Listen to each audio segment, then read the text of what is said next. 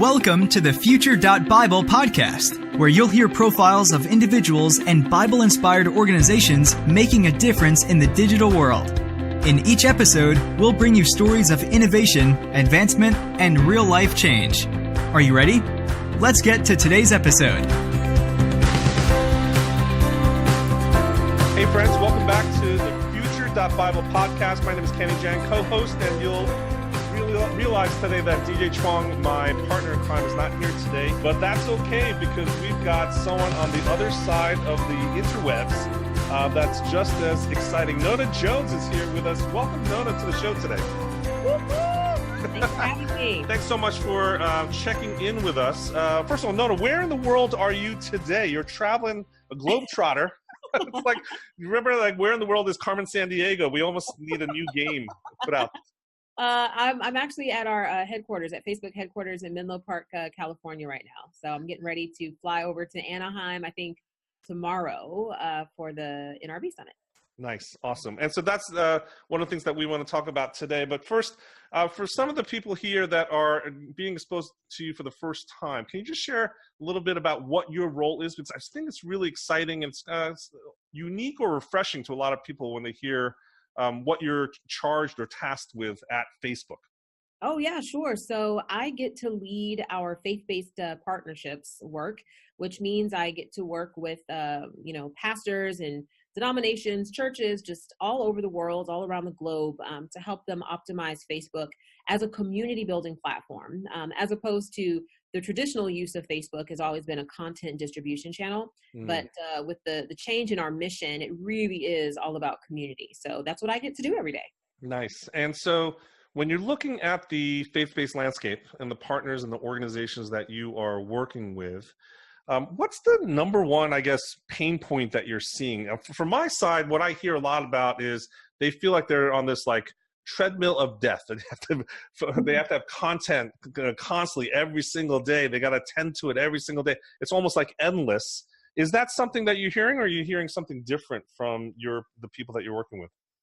So I definitely do hear that. I think the thing that I've heard the most over the last probably 8 to 10 months has really been a lot of heartburn around our algorithm change and how that has caused some challenges around content distribution. So the number of people who are actually seeing posts, liking posts, maybe being able to watch the live stream, there's been a noticeable drop in that. And I think that has caused a lot of churn because most organizations have, again, as I said earlier, used Facebook primarily as a content distribution channel. Yes. And so now that the algorithm has changed, it's really caused a lot of consternation for some people. But that's part of the reason why, frankly, I'm so excited about the job I get to do, because I get to teach people, well, here's how you actually can use Facebook to your advantage, and also do that in alignment with the algorithm. Now, I've always said, and tell me if I'm wrong, is that churches and faith-based communities are set up for success when they're trying to use Facebook, because they are communities. They are ecosystems. They are families. They are congregations. They have these dynamics. And I think actually Mark went around touring some churches at some point, looking at the model of the churches where it's small group, large group, all these mixed type of interactions. And the church community already has that stuff offline.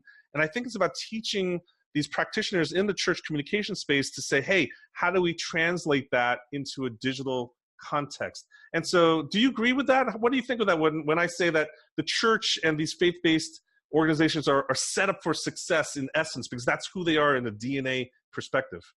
Absolutely. Yeah. I think something that's a very big value that church communities in particular have is, when you think about the Great Commission and the call to evangelism, the call to make disciples, that's very unique because most faith traditions actually don't have an evangelistic call. It's basically an individual experience.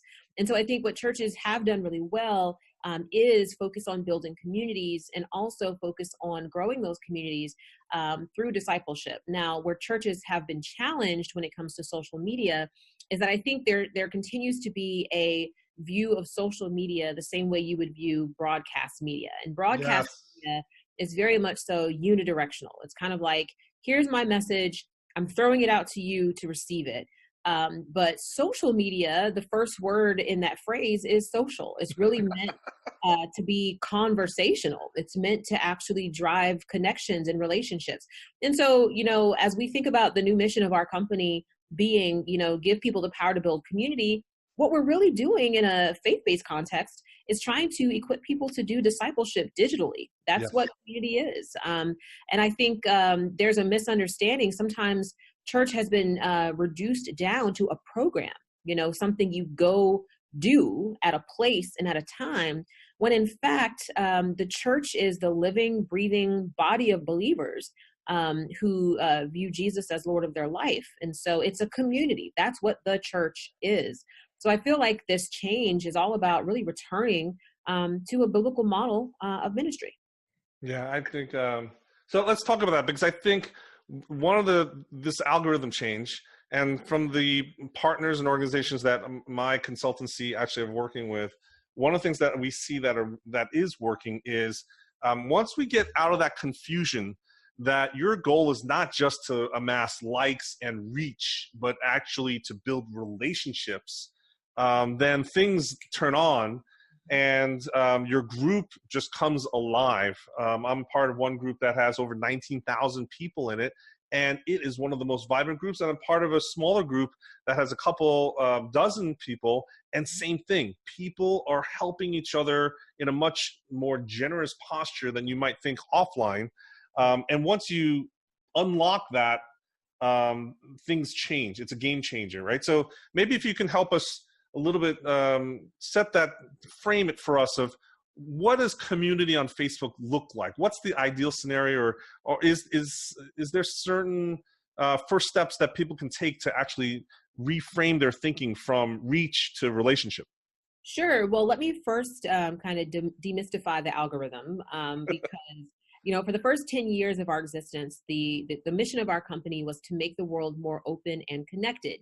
And that's why, if you had a page, you would see a lot of response to posts that were made, because the way the algorithm treated that content was pretty favorably. But then we started to get some complaints from people who said, I really don't want to see all this page content in my newsfeed. I really want to see content from friends and family and the communities I care about.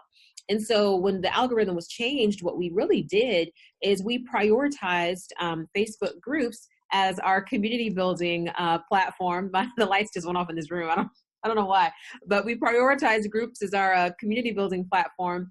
And so now the distribution of content from groups is ranked almost as highly as friends and family. And so people are way more likely to see what's posted in your church group, for example, than on your church page. And the reason for that is this. So if you think about your Facebook presence like a house, think of your page as your front porch. This is the metaphor I always like to use. It's your front porch.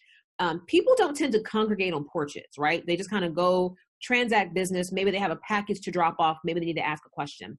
But your group is like your living room. So it's the place that people can kind of come inside of your so good.